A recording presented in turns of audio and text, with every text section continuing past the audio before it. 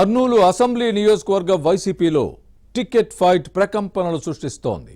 Sitting MLA మాజీ శాసనసభ్యుడి మధ్య seat కోసం వార్ జరుగుతోంది.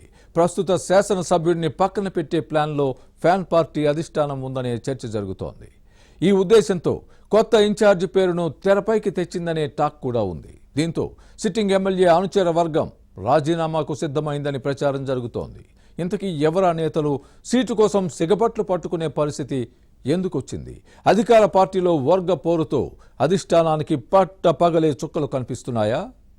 Was this interesting story?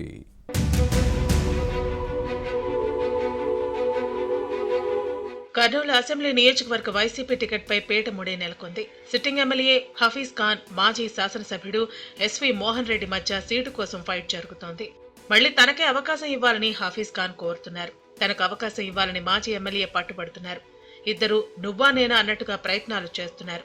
తమ నేతకే సీటు ఇవ్వాలని పార్టీ అధినాయకత్వాన్ని డిమాండ్ చేస్తూ ఇటు ఎమ్మెల్యే అటు మాజీ శాసనసభ్యుడి వర్గీయులు వరుసగా సమావేశాలు నిర్వహించడం చర్చనీయాంశంగా మారింది. ఇరు వర్గాల కార్పొరేటర్లు కూడా ఇదే అంశాన్ని తెరపైకి తెచ్చారు. లేకపోతే మూకుమ్మడిగా రాజీనామా చేస్తామని వార్నింగ్ ఇవ్వడం హాట్ టాపిక్ గా మారింది. ఈ వ్యవహారం ఫ్యాన్ పార్టీ నాయకత్వానికి తలనొప్పిగా తయారైంది.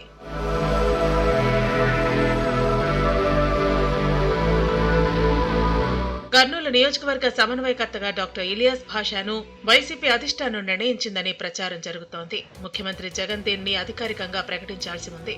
దీంతో ఎమ్మెల్యే హఫీజ్ ఖాన్ అనుచరుల్లో అలజడి నెలకొంది. సిట్టింగ్ ఎమ్మెల్యేని పక్కన పెట్టినట్టేనని పార్టీ కేడర్ భావిస్తోంది. దీనిపై ఈ వర్గం భగ్గుమంటోంది. కండువాలు మార్చే అలవాటు ఉన్న నాయకుల మాటలను సీఎం జగన్ విన్నారని కొందరు సామాజిక మాధ్యమాల్లో పోస్టులు పెట్టి వైరల్ చేస్తున్నారు.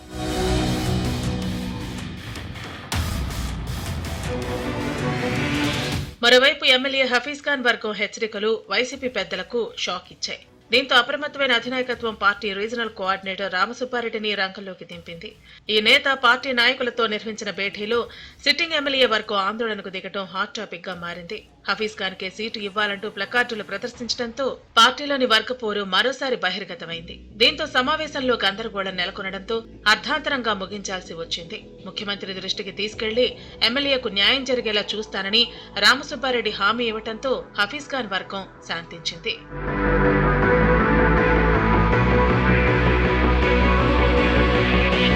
మరోవైపు మాజీ ఎమ్మెల్యే ఎస్వి మోహన్ రెడ్డి సైతం టికెట్ కోసం విశ్వ ప్రయత్నాలు చేస్తున్నట్లు సమాచారం. 2014లో ఈ నేత కర్నూలు నుంచి శాసనసభకు ప్రాతినిధ్యం వహించారు.